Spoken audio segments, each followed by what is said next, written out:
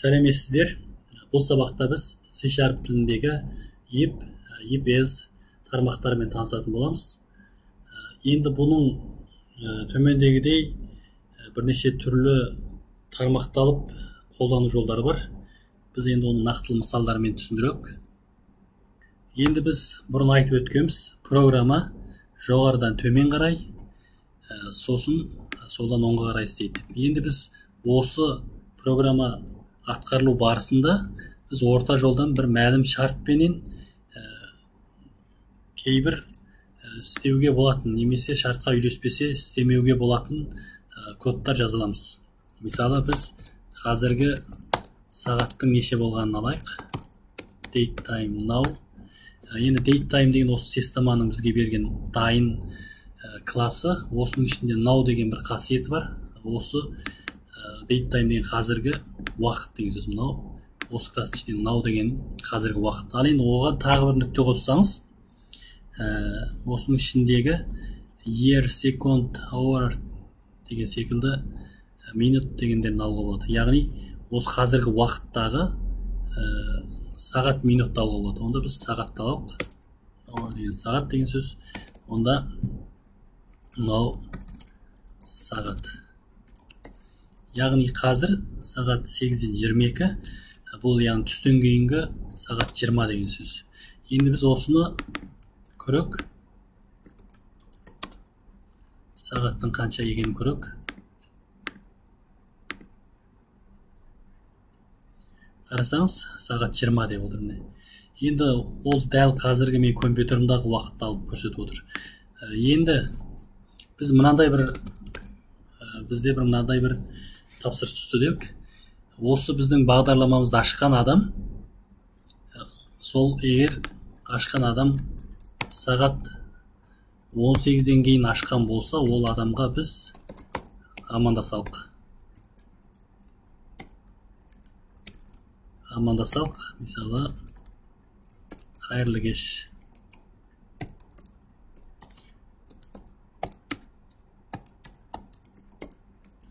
Қайырлы кеш деп амандасалық.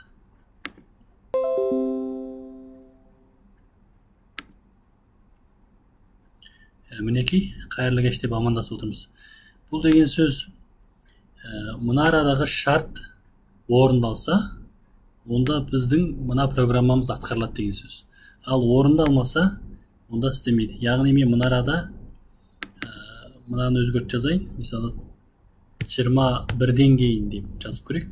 Яғни қазіргі уақыт 21-ден үлкен болса, онда мынаны көрсетеді. Бірақ бұл кезде бізге жаңа қайырлы кеш деген көрінбейді. Сонда if деген оператордың атқаратын жұмысы, осының артындағы жақшаның ішіндегі шарт орындалса ғана астындағы өрнек істейді. Орындалмаса істемейді деген сөз. Яғни біздің программаға қатысады деген сөз. Енді бұл ұлы жақшаға жазған, ол көп жолды болған кезде. Біз мұнарада бірнеше жол қайырлы кеш деп біз 3 рет айтпақшы болсақ, біз осындай ұлы жақшаға алсақ болады. Ал егер бізде тек қана мынаны көрек, қайырлы кештен 3, біз ол үшін мынаны шартқа үйлестіруіміз керек. Яғни 20-дан кішкене сан жазуымыз керек. Міне қайырлы кештен 3 шығып отыр. Ал егер бізде тек қана осының артында бір жол ғана код болса, яғни бір жол ғана өрнек болатын болса, онда біз осылай жазсақ та болады. Ұлы жақшаға алмай да жазуға болады. Қайырлы кеш деген дұрыс деп тұр. Бұл деген сөз, осындай бір жолда арты нүктелі түрмен аяқтасқан, осының бірінші жолын ғана алады, осыдан кейінгі. Яғни бірінші өрнекті ғана алады деген сөз. Бұл енді if-тің қолдануы. Ал мынадағы шарт орындалса ғана істейді деген сөз. Ал енді тағы да біреу бар. if-as деген. if-as. Мен мына жерге if деп жазайын да.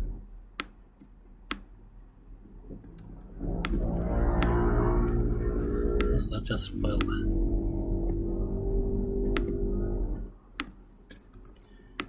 ендігі үйренетініміз if else деген, ол болса if егер дейік біз, егер жаңағы біздің уақытымыз үлкен 18-ден әрі немесе біз екі шарт бойынша жазайық, немесе хауар кішкене таңертеңгі 6-дан дейік. Уақытымыз өзі мына уақыт 18-ден үлкен әрі немесе 6-дан кіші. Егер сіз жерге әрі деп жазатын болсаңыз, ол 18-ден үлкен әрі 6-дан кіші сан болмайды. Ал немесе дегеніміз мынау кешкі сағат 6 менен таңертеңгі сағат 6-ның арасында болса дейді. Онда біз осы уақытта біз ол адамға қайырлы кеш деп айтайық. Өйткені кешкі сағат 6 мен таңертеңгі сағат 6-ны қайырлы түн деп айталық. Қайырлы түн. Ал енді егер олай болмаса, онда қайырлы күн деп айталық. Яғни кеште болса, бұл адам кешке шығып отырса, онда қайырлы түн дейміз. Күндіз шығып отырса, қайырлы күн дейміз. Ал енді көрелік. Міне қайырлы түн деп шығып отыр. Ал енді бұл арадағы айтып отырғанымыз, жаңағындай if операторы бір мәлім шарт орындалса, соны істейді. Ал енді as-дің ролы осы шарт орындалмаса, я мынау деген сөз, екінің бірін талдау деген сөз. Енді бұны біз алдында бір үйреніп кеткен үштік есептеу бар, сонымен де жазуға болады.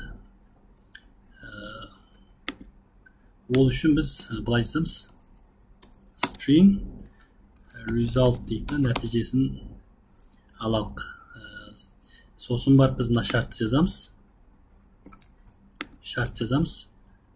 Шартқа сұрау белгі қойсаңыз, осы шарт орындала ма, орындалмай ма деген сөз. Ал енді егер орындалса, біз console қайырлы күн түн дейік, орындалмаса нүкте былай қайырлы күн дейік. Енді бар біз осы жерде console write line result деп көрсетілген. Бұл енді мына үш элемент қатысатын есептеу. Яғни мынаны алдында шарт орындалса бірінші мәні, орындалмаса екінші мәні. Ал мынаумен ұқсас деген сөз негізінен. Осының ықшам жазылған түрі. Біз осылай жазсақ та ұқсас бұның нәтижесін көрсетейін. Енді қайырлы түн деп дұрыс айтып отыр.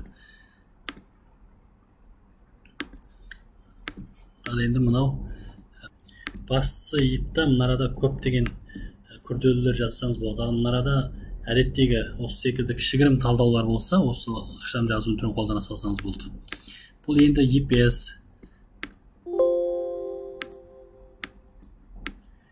else. Бұның несі сол жаңағы бір шарт орындалса, немесе орындалмаса деген екі түрлі жағдайда істейді. Ал енді тағы да үшінші түрі бар бізде. If деген, яғни жаңағы уақытымыз бар. Осы 18-ден үлкен болса, онда біз қайырлы кеш дейік. Ал егер as if егер уақытымыз 11 менен 11-дан үлкен әрі 13-тен кіші болса, яғни 11-ге тең немесе 13-ке тең кіші болса дейік. Әрі 11-ге тең немесе үлкен, 13-ке тең немесе кіші болса, онда біз бұл адамға қайырлы түс деп айталық. Ал енді бұны көрік, не шығады екен? Яғни қайырлы кеш деп шығып отыр. Ал енді хауардың мәнін өзгертіп көрек. Мына жерде біз өзіміз өзгерте салсақ болады. 12 деп жазалық. қайталай мән бере салдық мына арада. Қайырлы түс деп шығып отыр. Ал енді біз осы екі шартқа да үйлеспейтін мән, мысалы 15 деп жазатын болсақ, ештеме айтпай, тек қана сағаттың 15 болғанын көрсетеді. Ал онда не айырмашылық бар дегенде, бұл арада егер if орындалса, онда мынаны істейді, жаңағымен ұқсас, осыны атқарады. Ал else if орындалса, онда мынаны атқарады. Яғни осы екі шарттың қайсысы орындалса, соның өзінің мына ұлы жақшаның ішіндегі программаны атқарады деген сөз. Ал орындалмаса, онда осы екеуін де атқармай кетіп қалады. Ал енді тағы бір түрлі жағдай. If дейік. Енді бұған басқалай мысал келтірейік.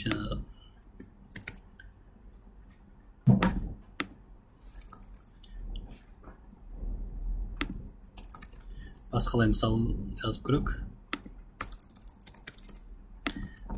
Мысалы біз input value дейік бір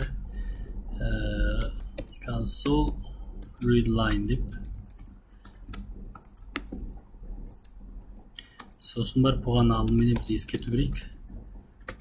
Бұлар енді бұрынғы сабақтарда айтылған нәтиже. Бір оқушының нәтижесін кіргізсін, жазсын. Ал енді жазғаннан кейін біз осыны біз алдыменен жаңағындай int бұны result деп int parse деп бұны түрлендіріп аладық. Яғни осы енгізген мәнді біз int түріне айналдыралық. Сосын бар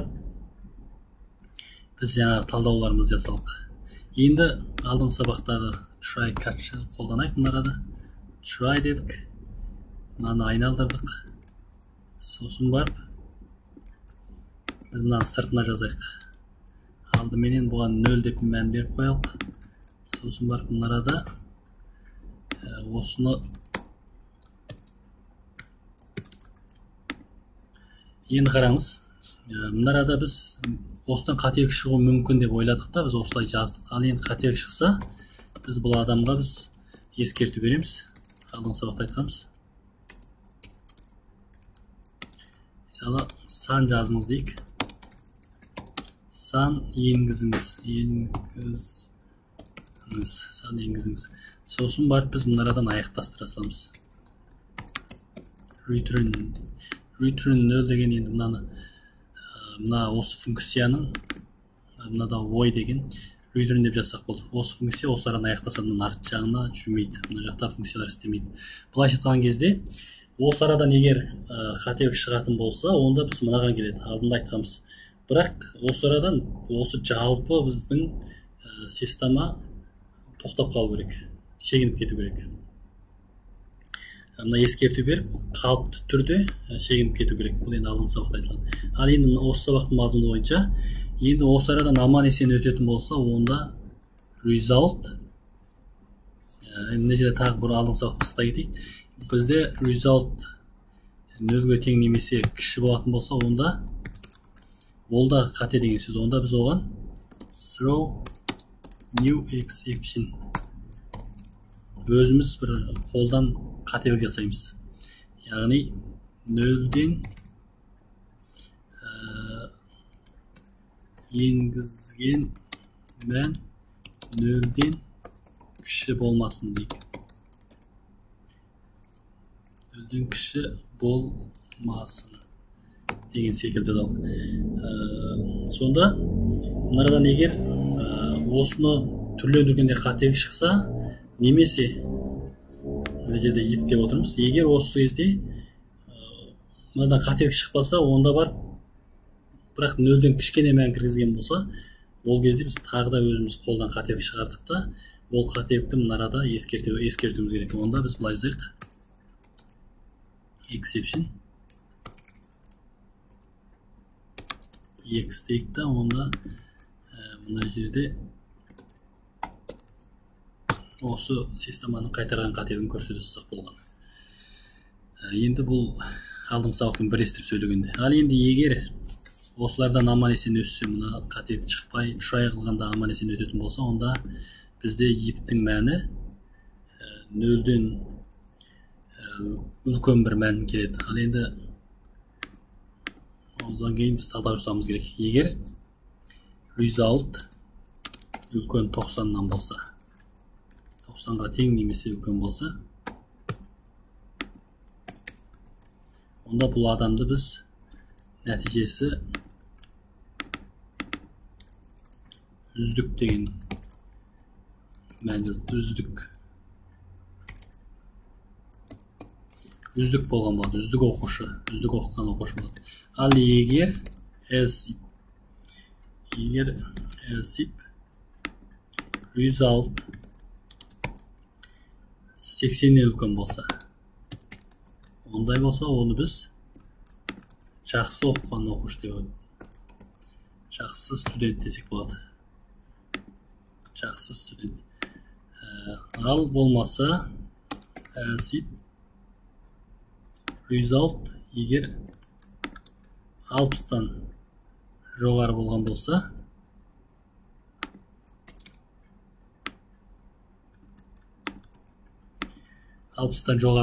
ол кезде бізге жаңағындай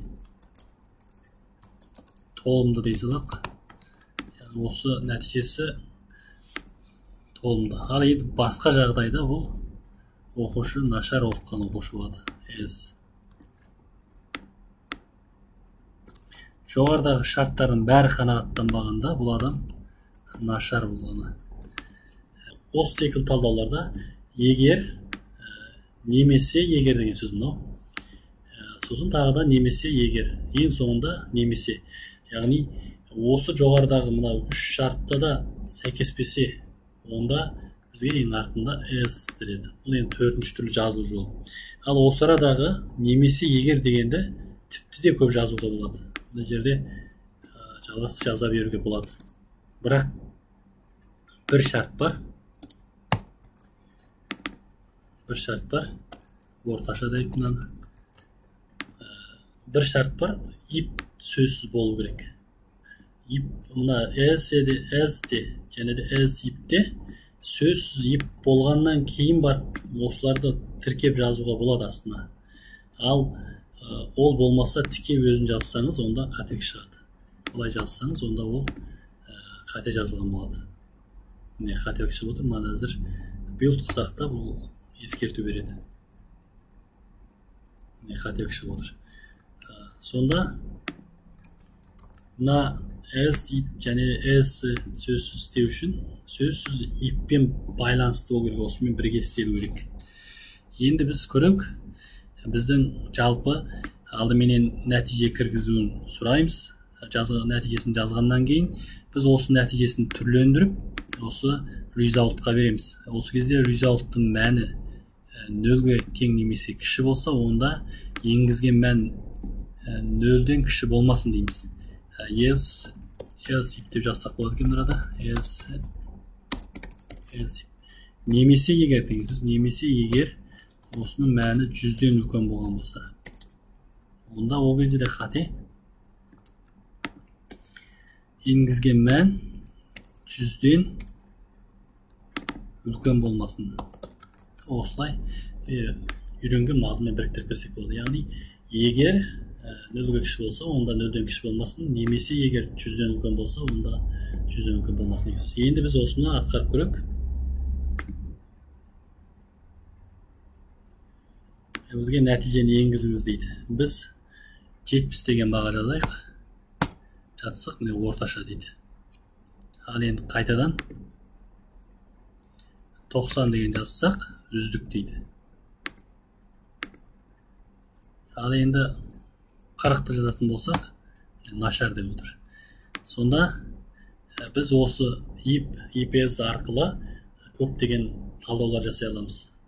Осы арада бізге мына шарттар қанағаттанса, немесе мына шарттар қанағаттанса, немесе ешқайсысы қанағаттанбаса деген. осы элсинин ролу осунун жогорудагы айтылган шарттар канагаттанбаган жагдайда аткарылат. Буда эч кандай шарт жок. Бунун шарты сол жогору жагындагы ип болсун, эз ип болсун, осулар канагаттанбаган жагдайда гана аткарат.